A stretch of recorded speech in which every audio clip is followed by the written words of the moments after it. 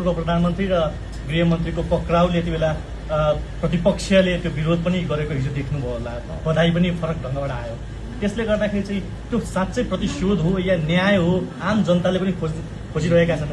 के राष्ट्रपालले अलि हतारै गरेको हो कि भन्ने चर्चा पनि छ।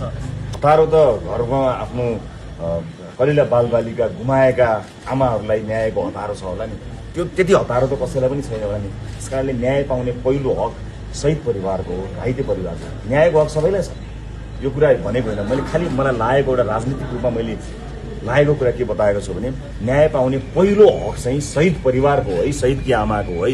यसको अर्थ अरूले न्याय पाउनु हुँदैन त। उहाँले प्रतिशोध भनिराख्नु भएको छ, यो कतिको जायज हो, यो प्रतिशोध हो कि न्याय हो? त्यो आम नागरिकले सबैले त्यसलाई हेरिरहनु भएको छ। हामी पब्लिक अडिटमा छौँ। हाम्रा हरेक गतिविधिहरू, हाम्रा क्रियाकलाप, हाम्रा अभिव्यक्ति, हाम्रो राजनीतिक अभ्यास, हाम्रा निर्णय सबै आम नागरिक सामु छन्।